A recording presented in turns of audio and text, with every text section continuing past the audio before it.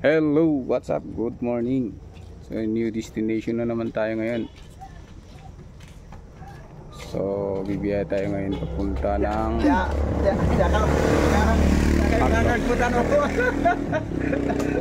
Pangasinan. Kaya medyo agad ira mo, ira ta kakapag-ilamang ka na.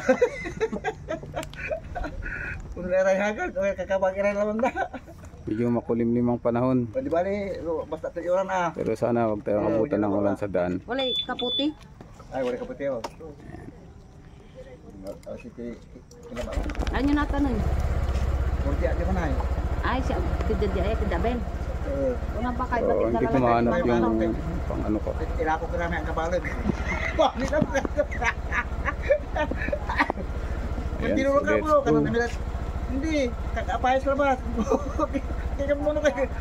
Mangira mandiboy ka ko. Eh, si Ren. Ah, sige. Alatan. Oh, salamat.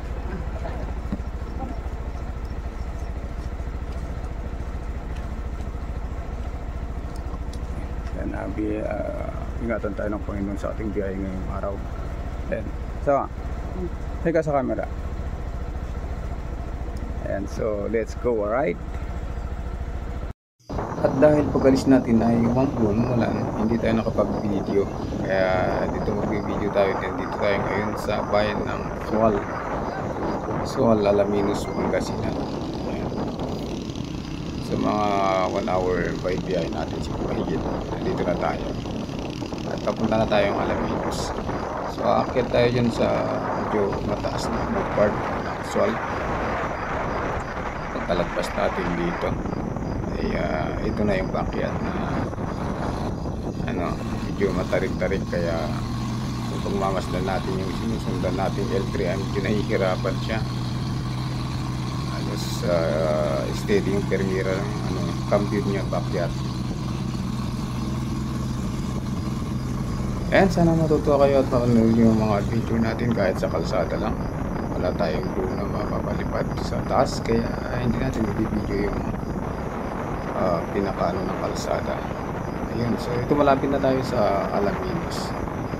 At hindi natin inaasahan na ganito ang mangyayari sa atin dito sa daan. Pagmasdan niyo po.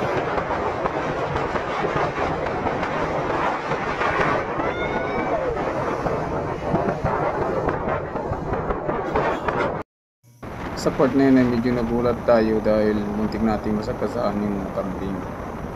Bigla siyang tumawid at may nakasalubong pa tayong kotse nun. Muntik din siyang masagkasaan.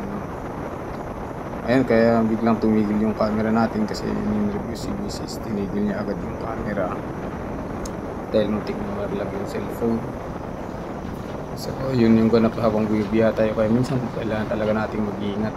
Hindi natin alam kahit mga hayop sa gilid ng mga daan ay pwede tayong madisgrasya. So ito, at pinagpatuloy na namin ang biyahe namin puntang Agno at medyo nag-iingat. So ayan, nandito po na kami sa Agno. Pero bago tayo dumating sa bayan ng Agno, kailangan madaanan muna natin itong mahabang ginawa nila ditong kalsada, parang expressway. Ayan. Mahaba-haba to hanggang doon sa may bandang dulo bago tayo dumating sa ano. Hindi tayo nakapag-video sa daan kasi maulan. Umaambon-ambon, mababasa yung camera natin, kaya hindi tayo nakapag-video. So, ayan, dito muna tayo sa Agno ngayon. Ayan o, bilis ng mga nagpapatakbo. 4 na lane kasi ito, dalawa-dalawahan. Ayun.